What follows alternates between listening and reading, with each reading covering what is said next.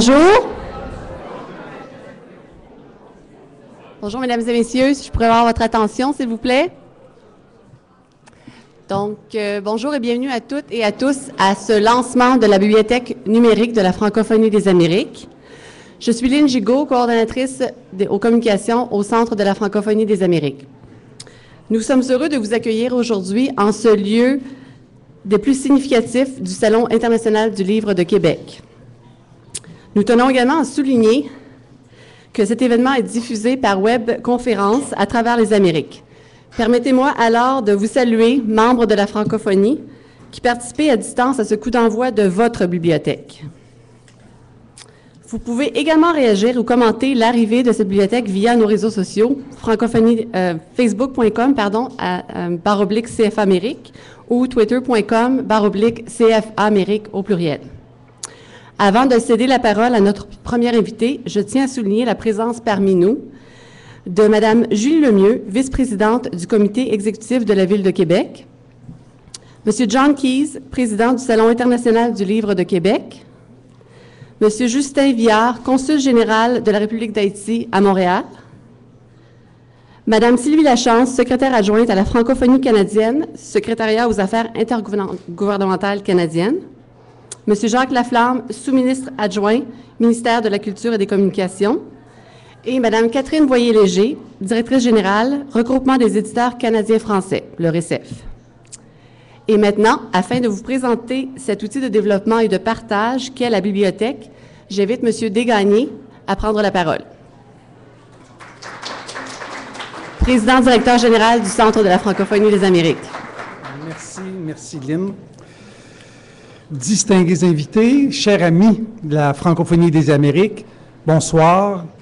Merci d'être ici en si grand nombre. C'est vraiment un grand plaisir de voir l'intérêt que vous avez pour la bibliothèque et la francophonie des Amériques. Donc, pourquoi une bibliothèque numérique? Depuis tantôt, on me pose la question dans la salle. Et peut-être, avant de présenter la bibliothèque, je vais peut-être présenter le pourquoi de cette bibliothèque-là. D'abord, il faut dire, il y a un très, très grand besoin pour la bibliothèque, pour avoir accès aux livres.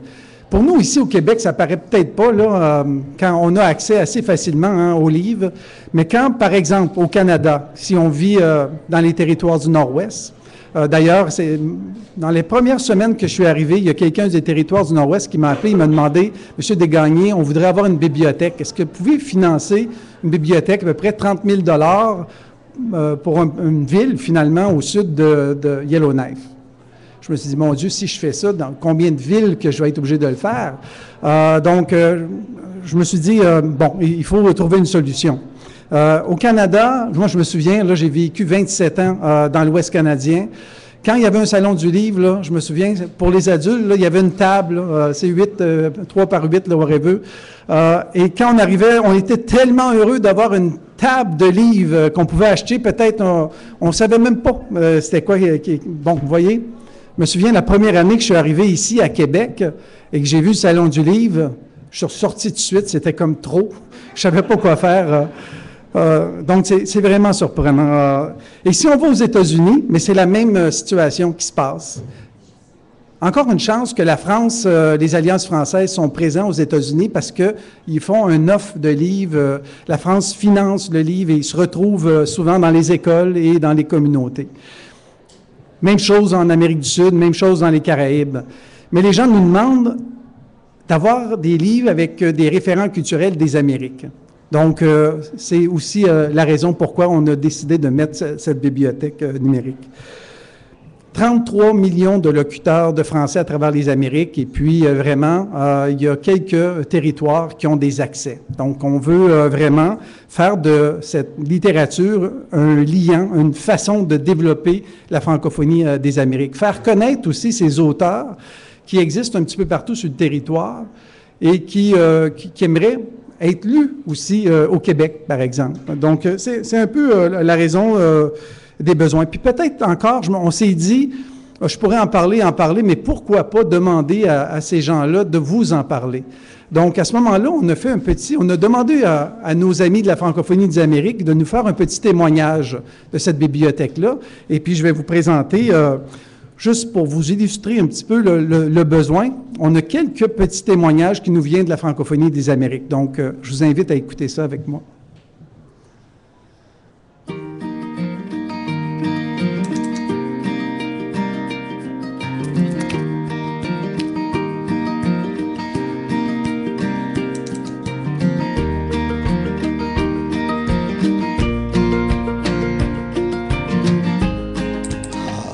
Normand Beaupré, je suis francophone, franco-américain des États-Unis. J'aime les livres, j'adore les mots, j'ai la passion d'écrire. Nous sommes très peu nombreux en Nouvelle-Angleterre, ceux qui écrivent en français. Il y a quelques-uns qui écrivent des articles et ça, mais en fait de romans et d'œuvres. C'est pas facile d'écrire en français, vous savez. La grammaire, c'est très, très difficile. Alors je le fais parce que c'est mon héritage, je veux perpétuer cet héritage. Oui, je fais mes recherches sur l'Internet, puis parfois il faut que je me déplace. Je ne trouve pas toujours les livres. Le Québec est assez loin pour moi, je ne peux pas me déplacer puis monter au Québec tout en hiver. Alors oui, ça serait vraiment une grande ressource pour moi et d'autres écrivains.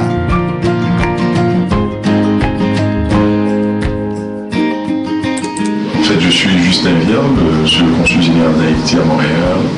Je crois que c'est une très très bonne chose concernant la bibliothèque numérique.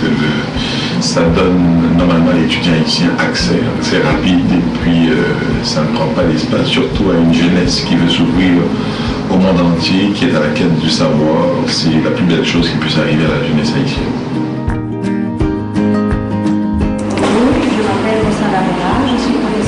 Ici à l'Alliance française de La Havane, à Cuba, où nous sommes en ce moment.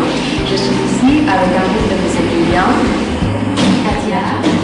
Miguel. Gouard. Béline. Régla. Nous sommes en train de lire des ouvrages de la Bibliothèque des Amériques et nous utilisons des livres pour les activités de classe en langue française. C'est un outil très, très important pour nous parce que nous à Cuba, l'Internet, c'est un peu difficile, la connexion de langue, etc. Mais nous pouvons télécharger les livres et ensuite les emprunter aussi.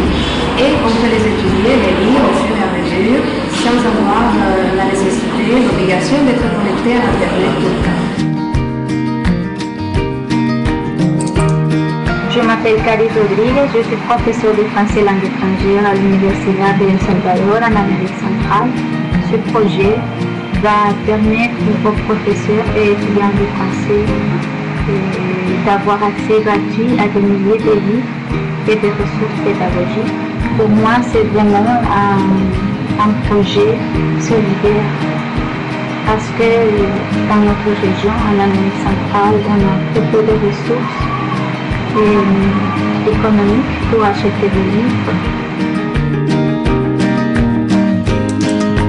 En tant que maîtresse d'école à Church Point, à Pointe-l'Église, en Louisiane, je pourrais avoir accès à tant de livres et des outils pédagogiques que moi je peux utiliser dans mes salles de classe. Oui, on va parler. Puis aussi, comme étudiante, moi j'ai toujours besoin des livres pour faire de la recherche.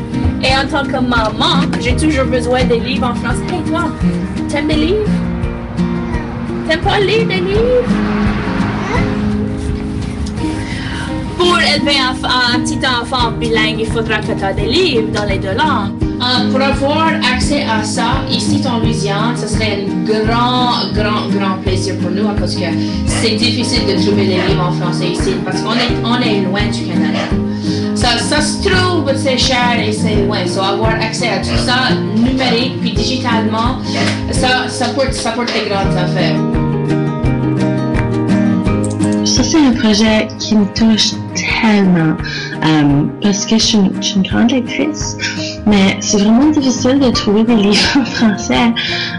Chez moi, je vais à Halifax, de l'Écosse au Canada, puis c'est vraiment difficile de trouver des livres en français. J'ai vraiment hâte que les gens apprennent, que les gens lisent, que les gens apprennent, qu'on se découvre entre nous. J'ai hâte de lire des livres d'auteurs haïtiens, j'ai hâte de lire des livres d'auteurs louisianais, j'ai hâte de lire des livres d'auteurs sud-américains. J'ai hâte que les gens lisent les auteurs de chez moi. Moi, j'ai hâte de lire les auteurs de chez moi. Ils sont pas faciles à trouver. Vraiment, c'est vraiment difficile. Donc, je suis super contente pour la bibliothèque. J'espère que les gens l'utilisent. Et puis, j'ai hâte de voir ce que ça va changer à l'avenir parce que maintenant, on a accès à toutes ces belles choses-là.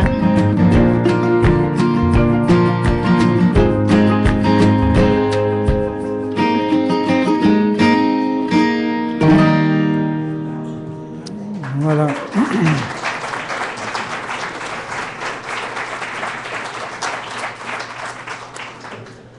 Merci. Donc, ça vous donne une très bonne idée. On aurait pu continuer à se promener sur le territoire comme ça, puis donner plein d'autres raisons pourquoi c'est très important. Donc, mais je vais vous présenter la bibliothèque très rapidement dans ce cas ici. Il faut dire que ça fait 2 ans qu'on travaille, peut-être même plus que 2 ans qu'on travaille sur la bibliothèque. Il y a des personnes qui nous ont aidés ici à Québec, au Québec, je devrais même dire. Donc, mon ami Wesley va nous mettre la bibliothèque, n'est-ce pas? Qu'on la voit finalement. Il est en train de travailler ça en arrière. Donc, je veux en profiter pour remercier les gens qui nous ont conseillés, qui nous ont aidés, qui ont fait en sorte que c'est devenu possible. Donc, d'abord, l'équipe de Marc, qui nous ont vraiment conseillés dans la démarche. J'ai vu Clément Laberge. Merci beaucoup, Clément. Un excellent travail. Ça a été, oui. Mais il y a aussi des gens qui ont cru immédiatement à la démarche. Et puis RICEF, je ne sais pas si Catherine, voyez léger, voilà, ici. Et immédiatement, RICEF est embarqué avec nous. Merci énormément à la gang du RICEF, toutes les maisons d'édition finalement de la francophonie canadienne qui sont, même avant que la réglementation soit en place, les livres étaient disponibles dans la bibliothèque. Il y a aussi l'ANEL, comme des raisons, qui a développé cet espace et toute cette démarche avec Demarc, donc qui nous ont été encore une fois d'un grand aide. Et comme de raison, le SAIC qui, du départ, j'ai vu aussi Madame Lachance, Sylvie Lachance, qui a mis dans ses grandes orientations la bibliothèque numérique. Donc, Madame Lachance, Sylvie, merci beaucoup. Et en plus de ça, on a réussi à avoir l'appui de Jacques Laflamme, qui est au ministère de la Culture, qui nous a toujours tenus au courant sur l'avancement de toute la question numérique. Voilà, vous avez devant vous la bibliothèque. C'est vraiment, on est dans la bibliothèque. Vous avez les nouveautés. Bon, tout est nouveau présentement, fait qu'on tout aurait pu se retrouver dans cet espace-là. Mais au fur et à mesure, les livres, les nouveautés vont apparaître ici. On aura des sélections. Ces sélections-là, c'est pour nous une façon, si on a, je sais pas, on a des créneaux comme l'université d'été, et si on a une thématique, on va la mettre dans notre sélection. Ensuite, on peut voir le palmarès. Présentement, on a consulté beaucoup notre rapport d'activité, fait que c'est le premier, on l'a, comment on dit, vérifié plusieurs fois, voir si ça fonctionnait. Donc, il est au numéro 1 du palmarès. Bon, avec l'utilisation, ça va changer. Et bon, vous avez un peu les autres activités du centre.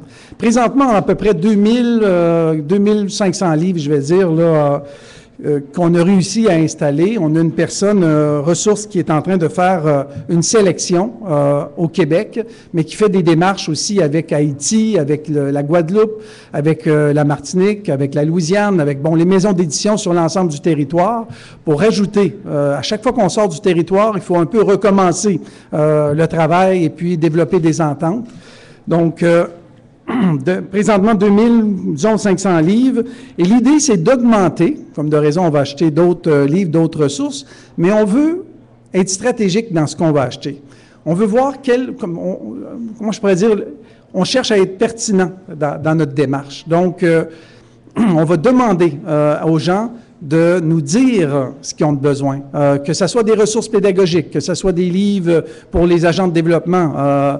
Donc, on va s'adapter, on va acheter les prochains livres en fonction de la demande. Il y a comme de raison plusieurs maisons d'édition aussi qui nous ont contactés et on va aussi rencontrer ces maisons d'édition-là. On va voir aussi qu'est-ce qu'il y a de disponible. J'ai passé rapide sur la bibliothèque. Pour moi, ce qui est le plus important dans notre bibliothèque, c'est dans notre mission, c'est de créer des liens dans la francophonie des Amériques, le rayonnement. Ici, vous allez... bon, on a ouvert un livre pour vous montrer comment ça fonctionne. Ici, bon, au hasard, on a choisi un livre de Dany Laferrière.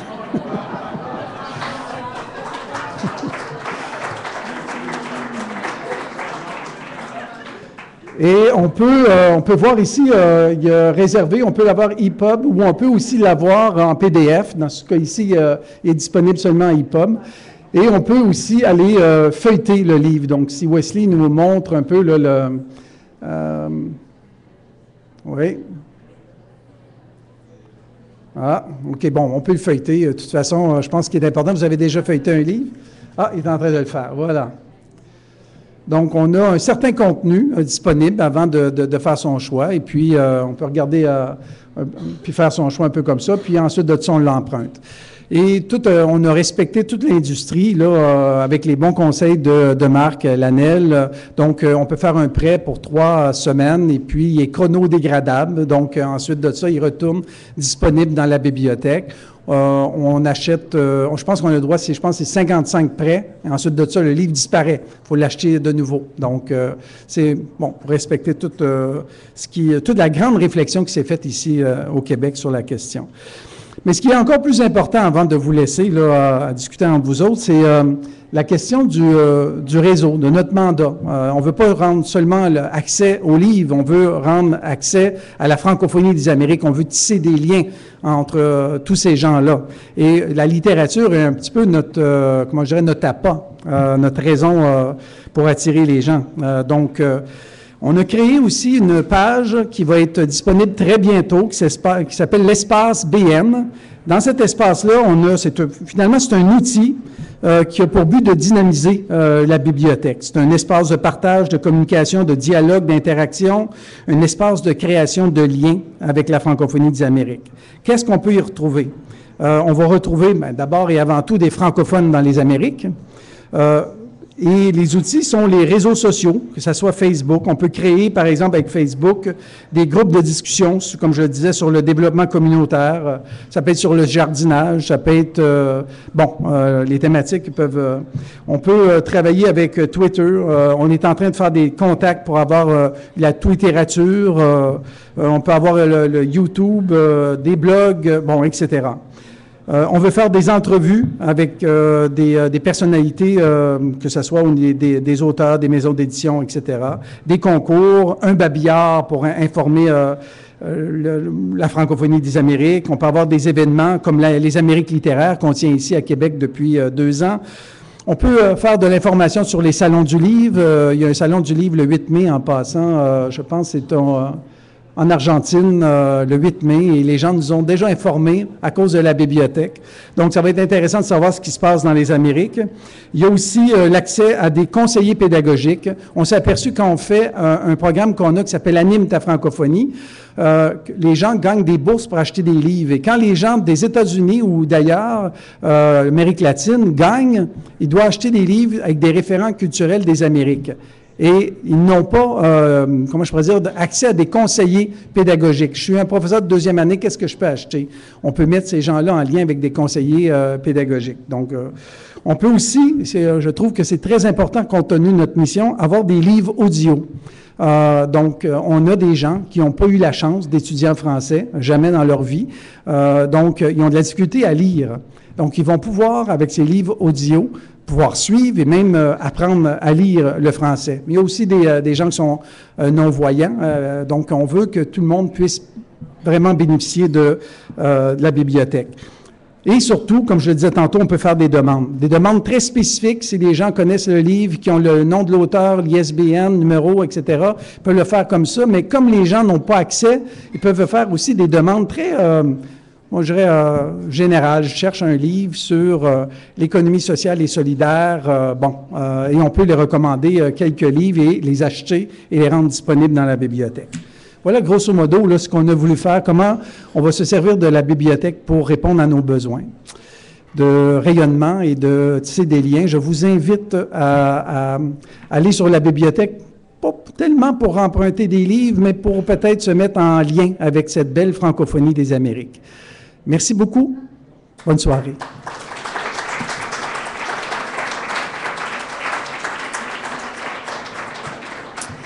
Merci, M. Degagné. Et j'aimerais également remercier tous ceux et celles qui ont bien voulu offrir leur témoignage en vidéo pour notre lancement. Notre prochaine invité s'implique dans une panoplie d'activités permettant le rayonnement de la littérature de langue française ainsi qu'une plus grande reconnaissance des auteurs francophones. Sa rencontre avec le Centre de la francophonie des Amériques et le projet de bibliothèque numérique a été un coup de cœur. Il a accepté sans hésitation d'en être le parrain. Il est d'ailleurs tout indiqué pour ce rôle, car il habite bien ce territoire des Amériques, de son Haïti natal à son Québec d'adoption. Récemment reconnu membre de l'Académie française, permettez-moi de céder maintenant la parole à M. Denis Laferrière, écrivain, journaliste et chroniqueur, un fervent défenseur de notre langue et culture.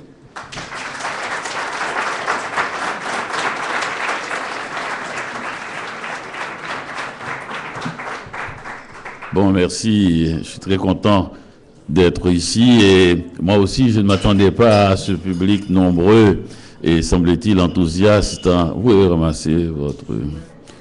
C'est comme dans la vie. Les choses tombent et se font ramasser.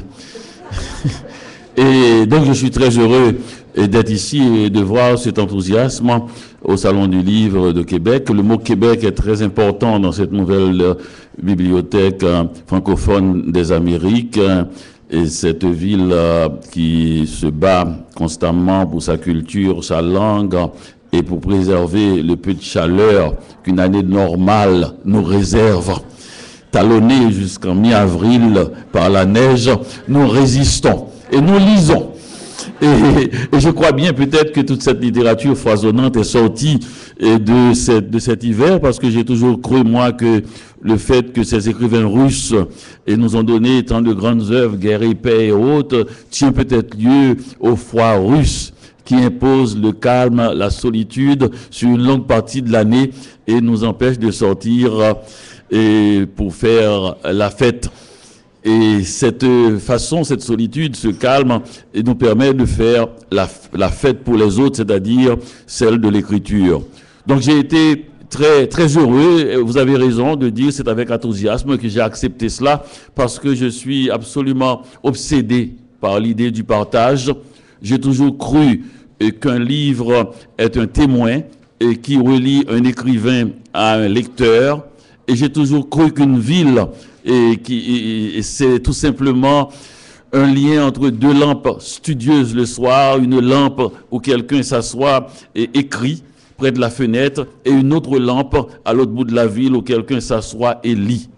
L'idée que ces deux êtres ne se connaissent pas et qu'ils puissent être reliés de façon si intime, profonde, et vraiment jusqu'au fond des choses, est le miracle de l'écriture et disons, est rendu disponible par cette passion que les humains ont toujours gardée, qui est celle de l'alphabet. On n'ose pas imaginer la vie sans ces 26 petites lumineuses lettres. On peut partir depuis les lettres qu'on a gravées sur les murs des grottes et jusqu'à cette bibliothèque numérique. La chose reste têtue, elle reste toujours là. On ne peut rien faire sans le désir de lire et celui d'écrire. Tout part d'un cri. Ce cri que j'ai entendu un soir et quand ma fille de 4 ans a su qu'elle savait lire. Papa, je sais lire. Elle venait de terminer une phrase complète. Elle avait fait ça patiemment, chaque lettre à côté d'une autre. Elle a terminé un mot, un autre mot. Elle a essayé, elle a soupesé chaque mot, chaque syllabe. Et à la fin de la phrase, elle avait la clé pour ne plus jamais s'ennuyer. C'est la seule chose qui nous permet de résister à une salle d'attente de dentiste. Même si dans les salles d'attente, on trouve beaucoup de journaux avec des articles encore sur Nixon qui n'a pas encore connu le Watergate, je leur demande de ce pouvoir de magazine un peu plus actuel. Mais quand même, on lit, c'est le seul moment. D'où vient ce goût-là? D'où vient ce fait, cette fringale de l'alphabet qui peut nous prendre et nous faire lire des choses que nous détestons, mais nous ne savons pas, nous ne trouvons pas d'autre chose à portée de main. Je me suis réveillé un jour à New York dans une maison et j'ai découvert qu'il n'y avait pas de livre dans cette maison-là. Je ne savais pas, je n'étais pas au courant qu'il était possible qu'il y ait pu avoir une maison sans livre. Maintenant, cette bibliothèque virtuelle et réelle on l'espère, et c'est déjà là, si j'ai bien entendu ce qu'on a dit un peu partout de Cuba à la Nouvelle-Orléans, cette bibliothèque me permettra peut-être un jour, chose un peu, moi je suis un peu vieux jeu, d'arriver dans une maison, de ne pas voir de livres, alors qu'il y en a des milliers. Il suffit d'un clic et on a la bibliothèque du monde à notre portée. Moi, ce qui me touche dans cela, ce qui me touche profondément, sincèrement, humainement, c'est que cette bibliothèque permet aux plus démunis de dépasser dans la modernité ceux qui sont les mieux pourvus. Les gens, et brusquement, ils auront à leur disposition des livres que d'autres n'ont pas. Toute cette littérature des Amériques qui tient à dire notre lutte, notre résistance par la langue française dans ce continent où l'anglais, l'espagnol dominent puissamment. Et cette littérature, qu'est-ce qu'elle dit? Elle ne dit que nous. Nos combats, nos espoirs, nos défaites et notre satisfaction d'être, nos petites victoires personnelles, intimes et naturelles, nos grandes défaites aussi. Et tout cela est inscrit, tout cela par des scribes anonymes et qui vont devenir plus connus à cause de cette bibliothèque. L'histoire de la lecture, comme l'histoire de l'écriture, est une des plus grandes passions humaines. On l'a vu, c'est Borges, mon écrivain préféré, qui avait noté dans une de ses lectures, c'était les Confessions de Saint-Augustin, la première fois qu'on avait noté dans un livre la lecture silencieuse. Il faut imaginer que les gens lisaient à haute voix et qu'un jour, Augustin, qui n'était pas encore cet Augustin, est allé voir son ami Anselme, qui n'était pas encore Saint Anselme, disant à sa mère Monique, qui n'était pas encore Sainte Monique. Vous savez, les gens, ils ont une vie avant la sainteté. Eh bien, il est allé voir et il a trouvé Anselme en train de ruminer quelque chose, de marmonner, en train de balbutier, les lèvres se touchant. Et finalement, pour comprendre que c'était la première fois qu'il avait vu et que peut-être le monde avait inscrit dans la littérature un homme en train de lire silencieusement. Et la littérature, le visage de la littérature a changé. Pour cette lecture silencieuse, pour cet homme qui veut lire silencieusement, il fallait une littérature qui fait appel plus à l'esprit profond qu'à la voix, qu'au charme, qu'à la sonorité. Il fallait une musique intime, un monologue intérieur. Et c'est ainsi que la littérature a changé. Et c'est magnifique, non seulement de le voir, mais de l'inscrire. Donc ça veut dire que, et je me le dis tout le temps, la littérature a pris toutes les formes, que ce soit dans sa manière d'être, de circuler, que ce soit dans sa forme. Ça peut être une tablette de pierre, ça peut être des notes inscrites dans une grotte, ça peut être un livre tel que nous connaissons, et ça peut être aussi cette bibliothèque, et comment vous vous appelez encore ? Bibliothèque de la francophonie des Amériques, c'est-à-dire cette forme nouvelle-là qui permet à tous les coins d'Amérique, des gens qui n'espéraient pas tant, qui n'en espéraient pas tant, d'être touchés par une littérature qui n'est que le miroir de ce qu'ils vivent. Et je trouve que c'est quelque chose d'extraordinaire. Moi, le presque conservateur, c'est peut-être pour ça qu'on m'a pris à l'académie, moi, le presque conservateur qui ne jure que par le livre papier, le livre qui est témoin de nos hésitations, et des taches de café, des taches de spaghettis, et des petites fleurs, des trèfles à 4 feuilles, qu'on glisse des mots d'amour, et qu'on oublie là-dedans. Dieu seul sait combien de divorces, parce que il y en a qui oublient les lettres d'amour pendant des années dans la bibliothèque, jusqu'à ce qu'un jour, l'envie de faire le ménage prend l'autre, et qu'il découvre cette correspondance. À ce sujet, une petite histoire, parce que la littérature n'est faite que de tissus d'histoire et d'anecdotes. Ma bonne amie, Suzanne Lévesque, avec qui j'ai toujours travaillé à la télévision, un jour, on était assis ensemble pour préparer une émission. Alors, taquin, j'envoie une petite note à Suzanne. Suzanne, tout le monde dit que nous sommes amants. Qu'est-ce qu'on fait? Alors, la question est bonne, elle est claire, elle est directe. Et Suzanne lit ça, rit et met ça dans son manteau. 8 ans plus tard, un soir, par hasard, son mari tombe sur le billet. C'est qui c'était pas signé. Et Suzanne, maintenant, ne sait pas qui avait écrit ça. Ça lui a pris 1h30 avant de trouver. C'est Dani. Mais le nom est sorti avec tellement de violence que ça ne peut être que vrai. Et son mari, qui n'est pas bête, s'est mis à rire et ils ont passé la soirée. Peut-être même qu'ils ont tenté de faire un enfant. Mais en fait, les résultats ne sont ni visibles, ni probables, ni probants. Tout ça pour vous dire que ce que j'aime encore dans cette bibliothèque, c'est la proposition de ces livres qui permet à des livres qui n'auraient jamais eu de chance de se faire lire à cause qu'ils n'ont pas de diffusion et dans les bibliothèques normales et à cause du fait aussi que les auteurs ne sont pas connus et parce qu'on ne risque pas son porte-monnaie sur quelqu'un qu'on ne connaît pas. C'est devenu ça, la manie de notre époque. Et quelqu'un me l'a dit, moi je ne lis pas un livre si je n'ai pas rencontré l'auteur. Et là, on peut ne pas rencontrer l'auteur et vouloir lire en regardant le livre, en le feuilletant, en lisant le sujet, en sachant ce que l'on veut. C'est revenir à l'original, c'est-à-dire du temps où un lecteur n'avait pas à connaître l'écrivain qu'il est en train de lire. Ce temps béni de la littérature aveugle. Merci.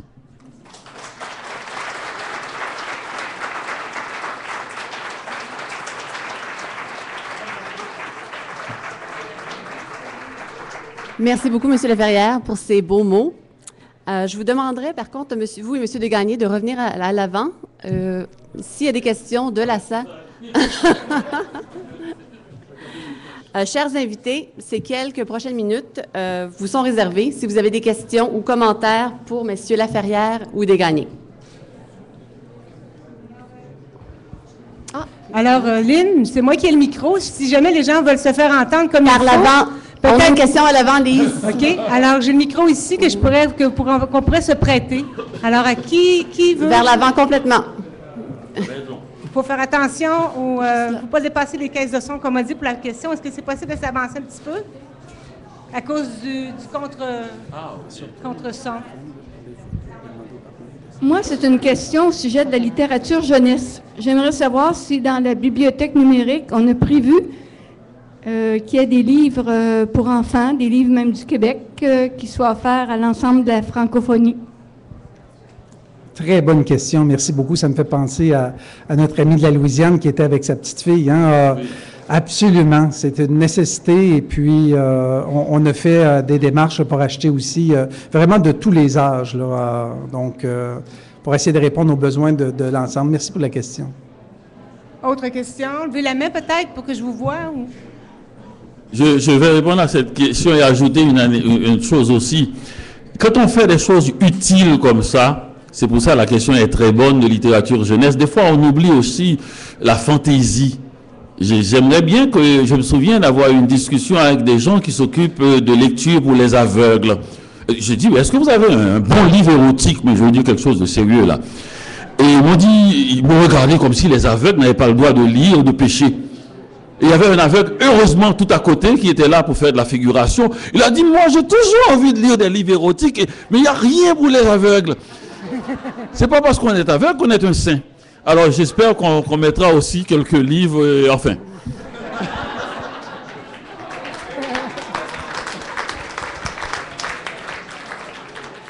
J'ai également une question qui provient des réseaux sociaux qui m'a été envoyée. Un ami, donc, Francisco Yalo, de l'Argentine, qui a une question pour vous, M. Laferrière. Quelle est la réception de vos livres en Amérique latine et comment croyez-vous qu'un outil comme la bibliothèque pourrait avoir un impact?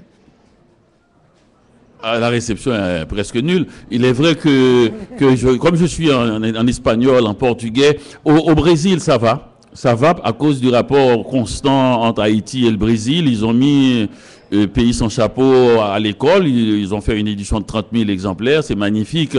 Et puis, Comment faire l'amour aussi a eu un certain succès. Mais pour les autres, je ne sais pas. Donc, en portugais et en espagnol, bon, j'ai des livres publiés en espagnol, mais ça me semble tout à fait hésitant et j'attends beaucoup de cette bibliothèque pour faire connaître non seulement mes livres, mais les livres de d'autres écrivains. Et si je comprends bien, la bibliothèque va consulter des gens aussi pour savoir les livres intéressants, pertinents, que ce soit dans le domaine pédagogique, scientifique ou littérature pure.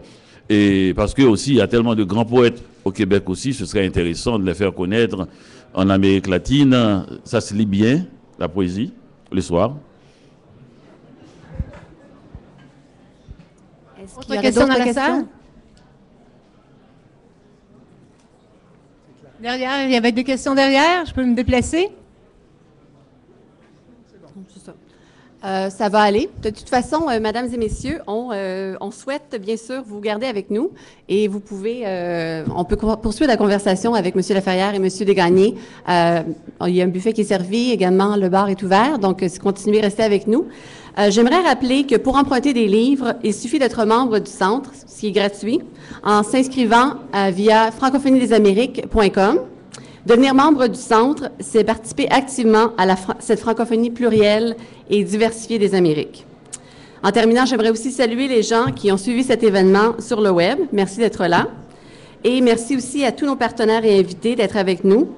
Nous vous invitons à demeurer des nôtres. Et j'aimerais aussi inviter nos partenaires. Donc, je rappellerai M. Jacques Laflamme, Mme Sylvie Lachance, Mme Catherine Voyer-Léger, M. Clément Laberge, Monsieur John Keyes, Madame Julie Lemieux, si vous pouvez également venir de l'avant, on aimerait prendre des photos officielles avec ces gens. Et Monsieur Justin Viard. Donc, merci. Bonne soirée.